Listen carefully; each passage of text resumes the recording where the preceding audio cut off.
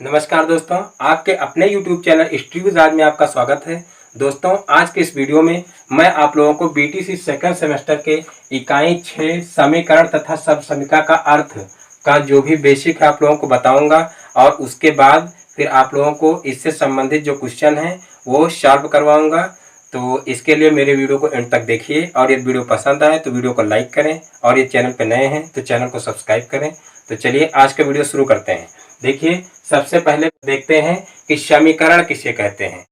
देखिए, एक ऐसा संबंध जिसमें कोई अज्ञात राशि हो समीकरण कहलाता है। अज्ञात राशि हो यानी कि उसमें कोई भी एक या एक से अधिक अज्ञात राशि हो तो क्या कहलाता है? समीकरण कहलाता है। और समीकरण के दो पक्ष होते हैं यानी कि एक दाहिनी तरफ और एक बाईं तरफ। तो इस प्रकार से समीकरण के दो पक्ष होते हैं और दोनों पक्ष आपस में बराबर नहीं होते हैं। तो ये होती है समीकरण की परिभाषा। उसके बाद फिर अब बात करते हैं कि समीकरण कितने प्रकार के होते हैं। तो देखिए, समीकरण मुख्य रूप से दो प्रकार के होते हैं। कौन कौन से? तो देखिए, पहला हो जाएगा रेखीय समीकरण, रेखीय समीकरण, और दूसरा हो जाएगा युगपत समीकरण,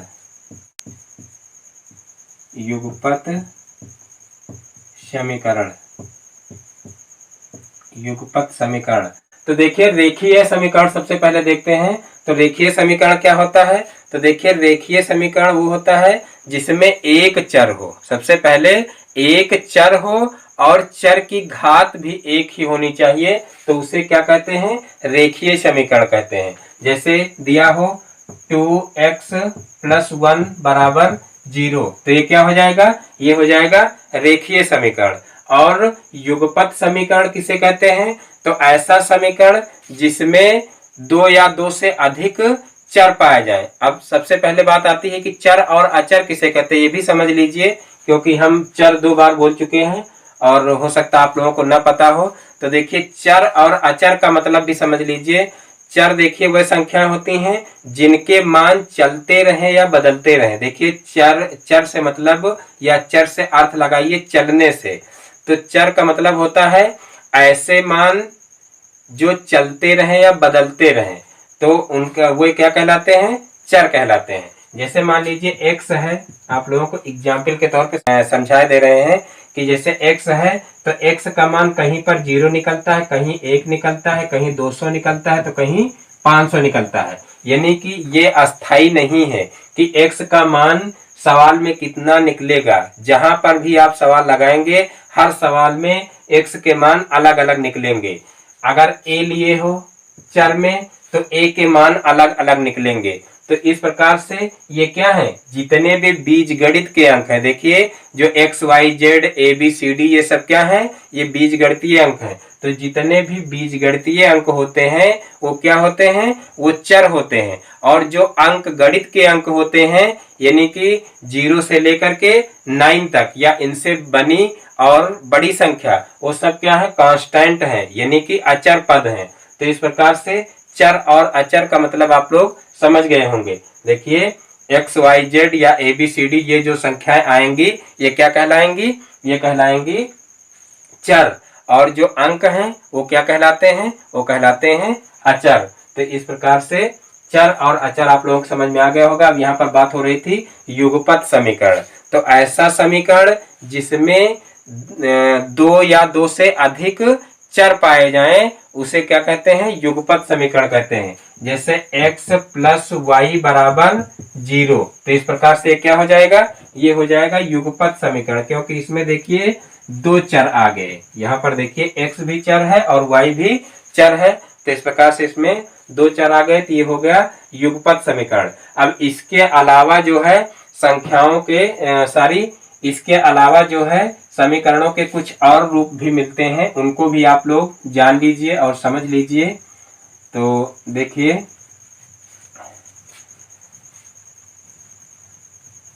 और कौन कौन से रूप मिलते हैं तो देख लीजिए। देखिए, सबसे पहला तो आप लोग अभी पढ़ चुके हो रेखीय समीकरण, रेखीय समीकरण। रेखीय समीकरण। तो देखिए रेखीय समीकरण को सामान्य समीकरण, सामान्य समीकरण और सरल समीकरण भी बोलते हैं। सामान्य और सरल समीकरण कुछ भी कह सकते हो, यानी कि इसको 3 नाम से जानते हैं। रेखीय समीकरण या सामान्य समीकरण या सरल समीकरण, कुछ भी लिखा आप लोगों को मिल सकता है। तो यहाँ पर परिभाषा इसकी क्या हो जाएगी कि जब चर की घात 1 हो। देखिए पहली बात तो चर 1 होना चाहिए, और दूसरी बात जब समीकरण में चर की घात 1 हो तो उसे क्या कहते हैं, उसे रेखीय समीकरण कहते हैं। जैसे आप लोगों को बताए हैं 2x + 1 = 0, तो ये क्या हो गया, ये हो गया रेखीय समीकरण या सामान्य समीकरण या सरल समीकरण। तो ये आप लोगों को समझ में आ गया होगा। अब दूसरा है द्विघात समीकरण, द्विघात समीकरण, द्विघात समीकरण। अब द्विघात समीकरण या इसको दूसरे शब्दों में कह सकते हैं अथवा वर्ग समीकरण भी कहते हैं इसको, ये भी याद रखना, वर्ग समीकरण। तो देखिए द्विघात समीकरण अथवा वर्ग समीकरण।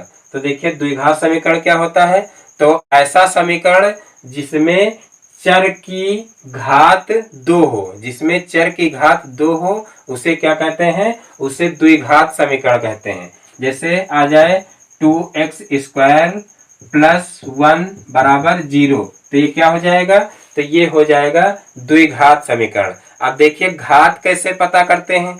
मान लीजिए कोई समीकरण दी हुई है इस तरीके से 2x² + y + 3 = 0, इस तरीके से मान लीजिए कोई समीकरण दी हुई है, तब भी इसकी घात हम क्या कहेंगे, तब भी हम इसकी घात 2 ही कहेंगे। लेकिन घात डिसाइड कैसे करते हैं ये आप लोगों को हम बता दें। तो देखिए मान लीजिए कई जो है अचर पद कई चर पद दिए हों और उनकी पावर अलग अलग हो, यानी कि मान लीजिए कई प्रकार के इस तरीके से चर दिए हुए हों, x⁴ + y⁴ प्लस कुछ z ले लिया जाए z⁴ 2 = 0।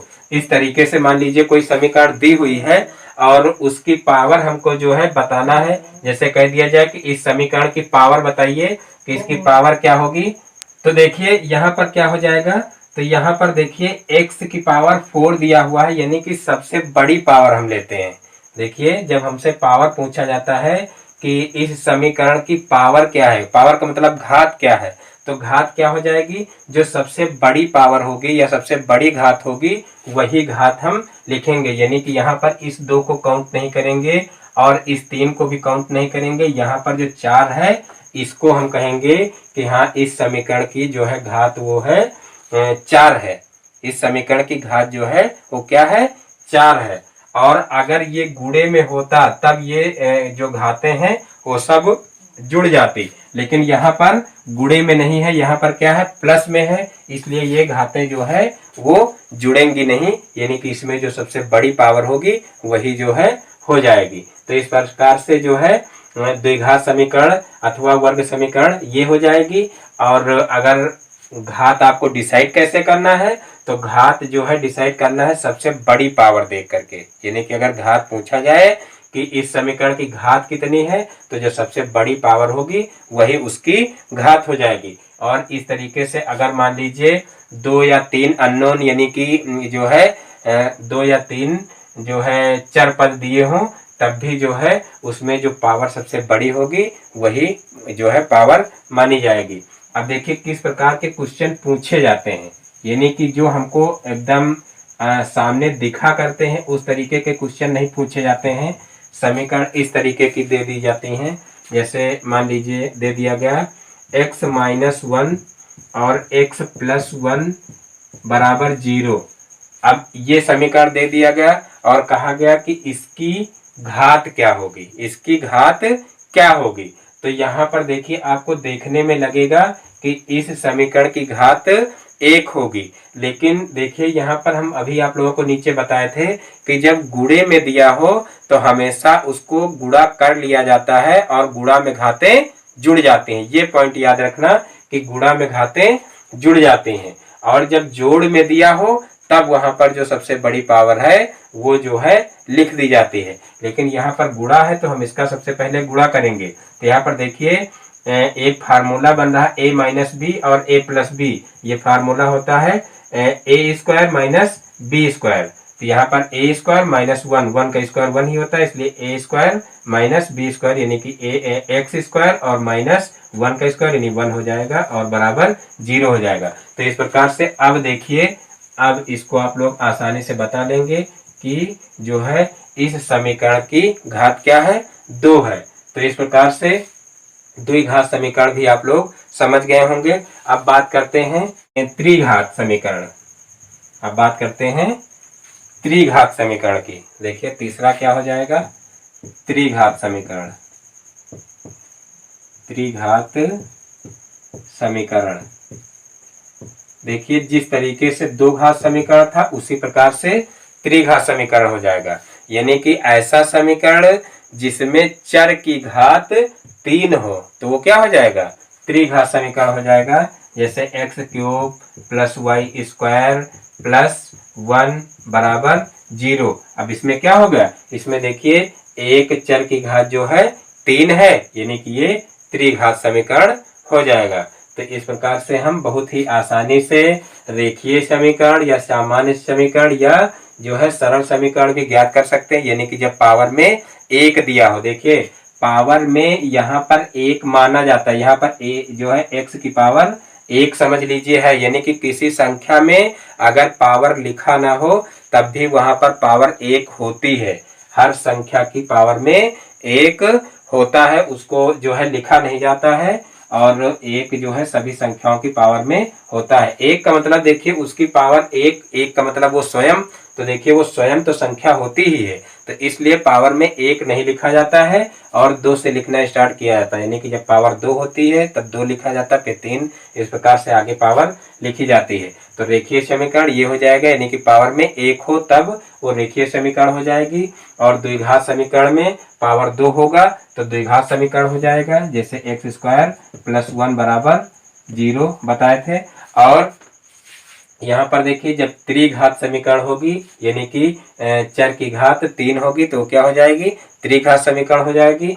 अब बात करते हैं चौथे नंबर पर बहुघात या कह लीजिए n घात समीकरण। यानी कि जब 3 से ज्यादा और पावर हो तो उसको क्या बोलेंगे, n घात या बहुघात। तो उसको कैसे याद करेंगे, देखिए n घात समीकरण यहाँ पर लिख लीजिए, n घात समीकरण।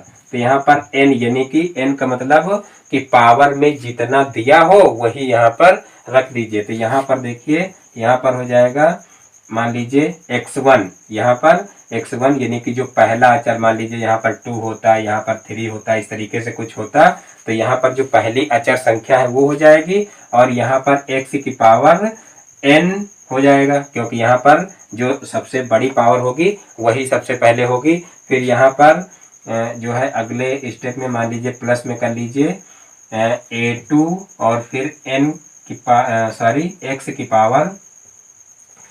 की पावर n माइनस 1 हो जाएगा, क्योंकि पावर धीरे धीरे घटती चली जाती हैं। फिर यहाँ पर a3 और फिर जो है x की पावर n माइनस 2 हो जाएगा। फिर डॉट डॉट डॉट डॉट और फिर यहाँ पर लास्ट में अचर पद ही हो जाता है, यानी कि x का काम खत्म हो जाता है। तो यहाँ पर लास्ट में अचर पद क्या हो जाएगा, an, यानी कि यहाँ पर 1 2 3 इस तरीके से चलते चलते फिर यहाँ n, यानी कि जितने पद होंगे उतना यहाँ पर लिख दिया जाएगा। तो इस प्रकार से ये हो जाएगी n घात समीकरण। ये क्या हो जाएगी, n घात समीकरण। यानी कि जब पावर में n हो या तो पावर में कोई बड़ी संख्या हो तो जो संख्या होगी n की जगह पर उसको रख देंगे। तो इस प्रकार से ये n घात समीकरण हो जाएगी। अब बात करते हैं सर्व समीका की। तो देखिए चर राशि में ऐसा संबंध जिसके दोनों पक्ष बराबर हो। सर्व समीका देखिए ये आप लोगों को हम अभी पढ़ा रहे थे समीकरण, तो सर्व समीका अब पढ़ लीजिए। तो सर्व समीका की परिभाषा क्या हो जाएगी कि चर राशि में ऐसा संबंध जिसके दोनों पक्ष बराबर हो वो क्या कहलाता है, सर्व समीका कहलाता है। चर राशि में ऐसा संबंध जिसके दोनों पक्ष बराबर हो वो क्या कहलाता है, सर्वसमिका कहलाता है। ये आप लोग सर्वसमिका की परिभाषा याद कर लेना, और उसके बाद फिर आप लोगों को हम एग्जाम्पल देकर के समझाते हैं कि सर्वसमिका को कैसे जान पाएंगे कि सर्वसमिका है या समीकरण है। तो समीकरण में आप लोगों को बताए थे कि जरूरी नहीं है कि दोनों पद या दोनों पक्ष बराबर हों, लेकिन सर्वसमिका में क्या होता है, सर्वसमिका में दोनों पक्ष जो है वो बराबर होते हैं। तो देखिए सर्वसमिका क्या हो जाएगी, सर्वसमिका की परिभाषा आप लोगों को हम मौखिक बता चुके हैं। अब इसमें देख लीजिए कि कैसे समीकरण आते हैं सर्वसमिका में। तो देखिए सर्वसमिका मीन्स होता है, जैसे मान लीजिए लिखा है 5x और प्लस का 4, अब इसके बराबर में मान लीजिए दिया हुआ है 7x माइनस का 2x और प्लस का 4। अब देखिए यहाँ पर दोनों पक्ष क्या है, बराबर है, क्योंकि यहाँ पर देखिए आप लोगों को दिखाई भले ना दे प्रत्यक्ष रूप में, लेकिन अगर इसको दोनों पक्षों को अलग अलग सॉल्व करोगे तो दोनों बराबर, यहाँ 5x प्लस 4 लिखा है और यहाँ 7x में से 2x अगर माइनस करोगे तो यहाँ पर 5x हो जाएगा और 5x प्लस 4 यहाँ भी लिखा है। तो इस प्रकार से क्या हो जाएगी, सर्वसमिका हो जाएगी। एक दो एग्जाम्पल और आप लोग देख लीजिए। मान लीजिए x प्लस 1 का, सॉरी यहाँ पर फार्मूला ही डायरेक्ट लिख लीजिए। मान लीजिए a प्लस बी का होल स्क्वायर का फार्मूला लिख लीजिए। a प्लस बी का होल स्क्वायर का फार्मूला देखिए क्या होता है, a square plus b square plus 2ab। तो ये हो जाएगा आपका a प्लस बी का whole square. a plus b का होल स्क्वायर क्या हो जाएगा, a square plus b square plus 2ab। तो इस प्रकार से देखिए ये और ये दोनों पक्ष जो हैं, यानी कि लेफ्ट हैंड साइड वाला पक्ष और राइट हैंड साइड वाला पक्ष, ये दोनों आपस में बराबर है। तो क्या कहा जाएगा, ये सर्वसमिका कहा जाएगा। इसी प्रकार से अगर a माइनस बी का होल स्क्वायर क्या हो जाएगा, a square plus b square और माइनस का 2ab। तो ये भी क्या है, ये भी एक सर्वसमिका है। तो ये आप लोग समझ गए होंगे समीकरण की परिभाषा भी और सर्वसमिका की परिभाषा, और इसके आप लोग एग्जाम्पल भी समझ चुके हैं। तो देखिए इससे संबंधित जो क्वेश्चन है वो मैं आप लोगों को अगले वीडियो में बताऊंगा, क्योंकि वीडियो थोड़ा लंबा हो रहा है। और अगली एक्सरसाइज के क्वेश्चन से पहले आप लोगों को जरूरी है कि जो ए बी फार्मूले होते हैं, a प्लस बी का होल स्क्वायर और a माइनस बी का whole square, a cube plus b cube, ये फार्मूले भी आप लोगों को याद करना जरूरी है। तो जिसके पास फार्मूले लिखे हैं तो वो लोग याद कर लें, और हो सकेगा तो हम नेक्स्ट डे जो है इस पर भी एक वीडियो बना देंगे, जिससे आप लोगों को फार्मूले याद करने में कोई दिक्कत ना हो। फार्मूले कैसे याद करने हैं और जो है कैसे हमेशा उनको हमको याद रखना है, ये सारे तरीके मैं उसमें बताऊंगा। तो नेक्स्ट डे हम जो है अपने इसी वीडियो के साथ में मिलेंगे। ए बी फार्मूले जो होते हैं वो फार्मूले आप लोगों को लिखाएंगे। तो दोस्तों यदि हमारा ये वीडियो पसंद आया हो तो वीडियो को लाइक करें, और ये चैनल पे नए हैं तो चैनल को सब्सक्राइब करें और बेल आइकन को भी प्रेस कर लें, जिससे हमारे आगे आने वाली वीडियो का नोटिफिकेशन आपके मोबाइल पर सबसे पहले पहुंचे। तब तक के लिए जय हिंद, जय भारत।